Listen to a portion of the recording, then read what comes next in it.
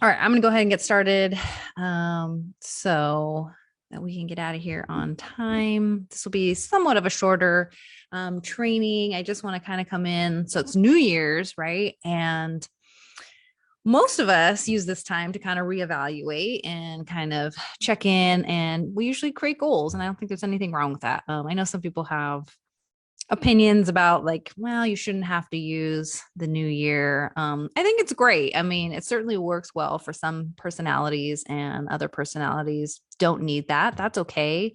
But certainly I think the everybody's kind of in this spirit of like wanting to like tackle like new goals, and it's a fresh start, it's a new year. I think we can use that to our advantage. Anything we can do. I think it's a great catalyst. I guess that's what I'm trying to say. And so, yeah, I wanted to give one really, really effective strategy, since a lot of us are in this space of wanting to really go after some new goals, right? So, one of the most common reasons people don't reach their goals really doesn't come from the goal itself or even goal setting. And so I really want to talk about the thing that really keeps people from it. And then I want to give you a really good strategy. And it's just one strategy. So if you can take this one thing away and really actually implement it, I think you can find immense success, because it's going to take into account one of the reasons why people tend to not hit their goals. So okay, so right now we're all kind of riding high on this momentum. We have the encouragement of other people. Most people are looking for change right now, right? The gym is packed. People are willing to like go to the store, buy the healthy food. So right now motivation is good, but we know that's going to fade eventually. That's the nature of these things. But even that is not the biggest obstacle. We know time, that's another thing that tends to get in the way for people. Again, not the biggest thing, but we know it can be an obstacle, right? So I want to talk about what really kind of starts to hinder us when we have these resolutions, goals, whatever it is we have. And that's life. Life is literally our biggest obstacle. So I don't think anyone here would deny that life is always changing, right? And there's always going to be something. There's always bumps in the road. There's always a curveball. I think the older I get, you have to settle into the idea that life never goes to plan. And that ends up being the thing that really hinders a lot of us when we set out, with these resolutions, is that we don't anticipate that. I think we spend a lot of time fine tuning our goal itself, which I think is important. I think we should spend some intentional time, really digging into our goal and being really specific about our goal, like using that SMART goal template. I think that's really wise, and that's really helpful to help people really just be super specific about their goal and how they're going to achieve it, and giving themselves a deadline.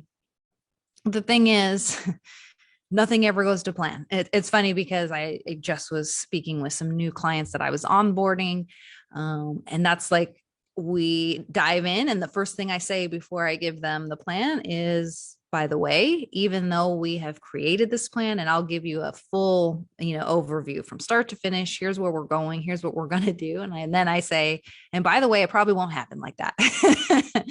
Because we just have to assume it. We know, right? And you should know just from living life that there's always something. And so that's the biggest piece. That's the biggest hurdle. So if we can actually pre-plan and predetermine our response to those bumps in the road, that's where we can ensure our own success. So that's what I want to talk about tonight, is backup plans. If we can put backup plans into place, you've just elevated your success to the next level. Because when life decides that it's not going to go the way that you thought it would, you already have planned out what you're going to do. So This is actually a strategy that I would use several years back when I would do group coaching. And before we even started the class, I would send them an email and say, by the way, before we even get started, we're going to do what's called an if then situation or an if then plan. So, what we're going to do is I'm going to walk you through that process. And then in the group, I have just a very easy and quick PDF where you can actually create your own if then plans, because we already know and we're setting the stage here that it's not going to go the way we plan, right? We have a goal and we should have a plan to reach that goal, but we should also have backup plans. And our backup plans are going to be just as important as the goal itself, because that's what is going to allow us to actually create the success and continue to make progress forward. So first thing we're going to do is you have to look at any and all potential challenges or stressful situations that are going to impede your progress. So that's going to be different for everybody, but you should be able to sit down and say, okay, if I want to XYZ, lose weight, exercise more, eat healthy, whatever your goal is, what are all the potential obstacles to me meeting that goal? And I would encourage you to think very deeply and thoughtfully about all the things in your life that could come up, right? So that's going to be work, time, family, functions, unexpected events that you don't even know about yet. I would get as detailed as possible and list out everything that could possibly get in your way. Second, you're then going to provide a plan for how you're going to handle each one of those things. Okay. So for example, I'm a teacher. And so it is often like I have the plan that I'm going to work out immediately when work is over. That's my intention. I know that school ends at a specific time and it's always the same time. So I can, say, okay, great. At 3 p.m., I'm going to go into the lab and I'm going to work out. But that doesn't always happen because there'll be unexpected phone calls. There'll be emails I have to attend to. I'll have to attend an after school meeting. There's plenty of things that come up on a regular basis that take me away from that. So I have this, let's say, goal that I'm going to work out 3 times a week. That actually is my current goal. And so if I get an obstacle at work, then I need to have some kind of backup plan. Okay. So if I am unable to work out immediately after school because of said, meeting or call or whatever comes my way, then what am I going to do instead? And so for me, I have a couple things that I have in place. So number one, my workout is always in 2 parts. I have a main part and then I have an accessory part. And so if my time still allows, then I'll just do the main part. And I know that that is good enough. And that's better than doing nothing. It's going to keep my momentum going. The main part is specifically, I have it planned so that I'm going to hit my major muscle groups. The accessory part is the smaller ones where it's okay if I miss a day. So that's one contingency plan that I have. Another is that I don't have the time to be at school to do that. If I can come home and I can just do a body weight workout, hey, at least I have something. And I have about 10 or so body weight workouts in my phone. I have them screenshotted in a special folder. So I can just pull that out and then at least hit a body weight workout. Not exactly what I intended, but it's something, again, I'm just continuing to keep the momentum going. And then my last, like plan C, I can't do any of those things. If I can at least squeeze in maybe a 15-minute walk, great. I'll get some movement in, maybe some fresh air. I also have a treadmill. I could do that inside if it's dark. So I have all these contingency plans. So there's no real way that I should, miss my 3 times a week, even if work gets in the way. Okay. But I had to take a moment to figure out, okay, well, what am I going to do in those cases? Because it's a very real possibility that I'm going to get stuck or I'm going to get pulled into something that I have to attend to. So what we know, I've spent years rereading the book Atomic Habits. I highly, highly recommend that book. In fact, I always tend to read it either at the end of a year or the beginning of a year just to refresh my memory, especially because that's about the time I'm starting to think about what do I want to accomplish.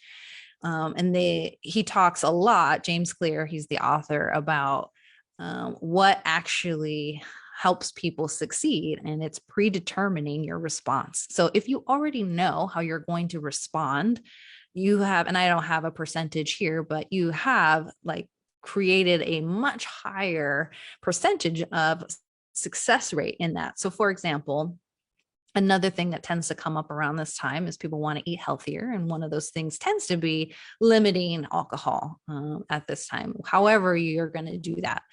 The thing is, you need to have a predetermined response in case somebody asks you to happy hour, or you do end up out at a restaurant and, you know, alcohol's being served, or you're at an event, you're at a barbecue, right? We don't, we shouldn't be so naive to think just because I want to, let's say, drink less, that it's magically not going to be around.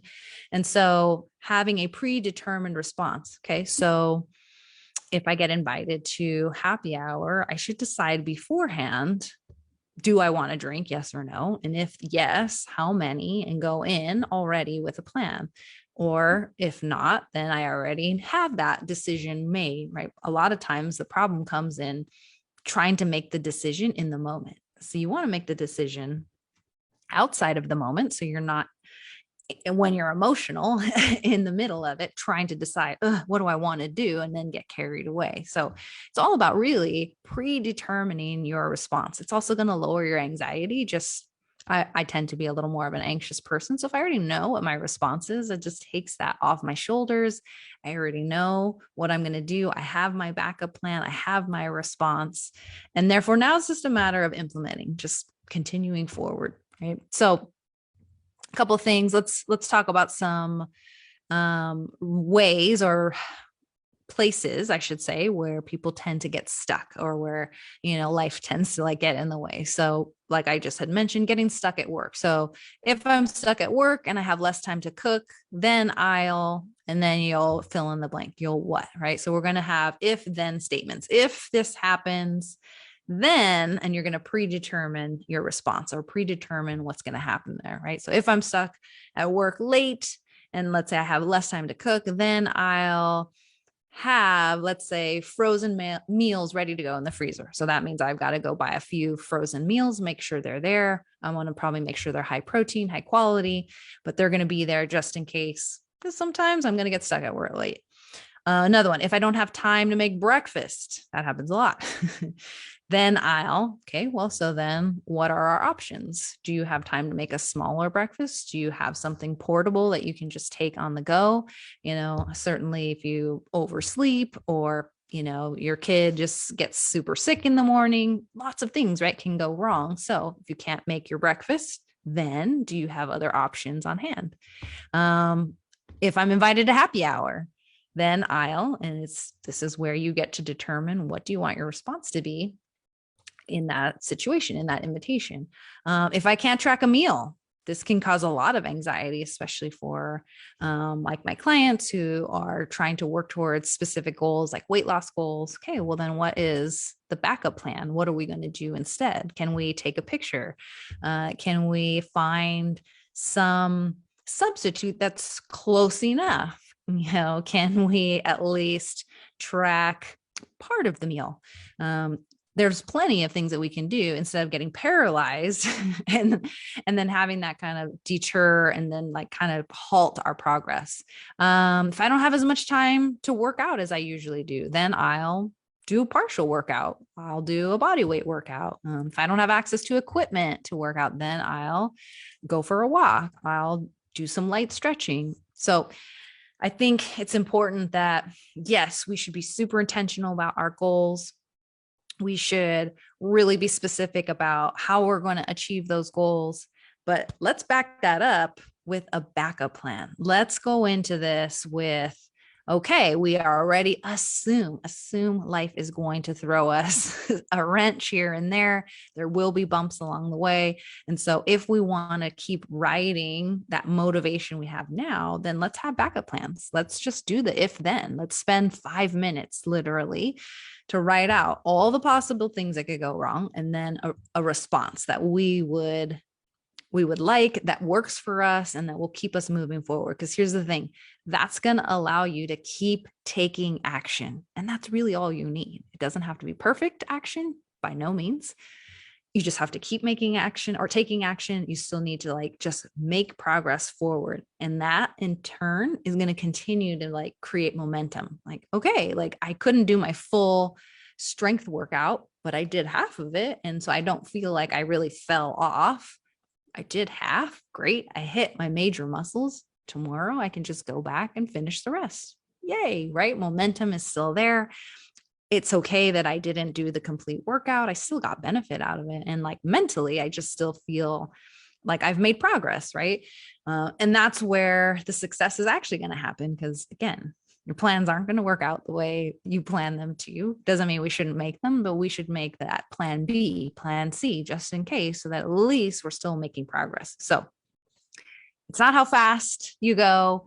It's just that you keep going. So I hope that helps. Like I said, I created a nice little PDF, just if then. I gave you a few examples of if situations that tend to happen for a lot of people. And then I gave some options in terms of how I might respond.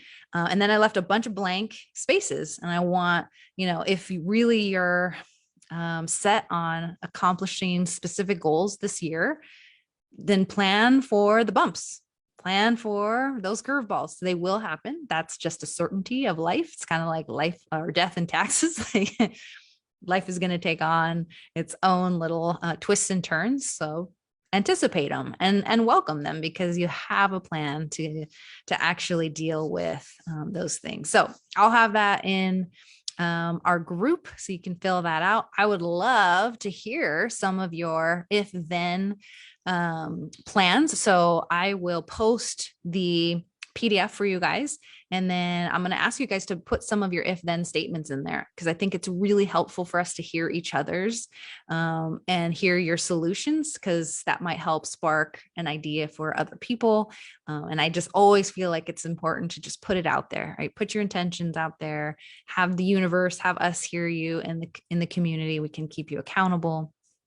And again, just we're there to support each other. And I want to see all of you guys succeed. So I hope that was helpful. Again, it's just one strategy. If we can just take this one thing and put it into practice, imagine having a backup plan going into this year where we'll be in 1 year, because you had that backup plan. Like, so now you're able to like commit, keep momentum, and actually see success. So I'm super excited to read your if then plans.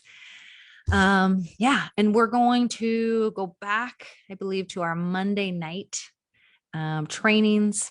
Unless people really, really love Wednesday, I think Monday nights are pretty nice. Just start off the week with some kind of knowledge and some kind of encouragement. So Happy New Year. I will see you guys on Monday. I will have that PDF for you in the group. And yeah, let's crush 2022. So, all right, guys, we'll see you soon. Bye.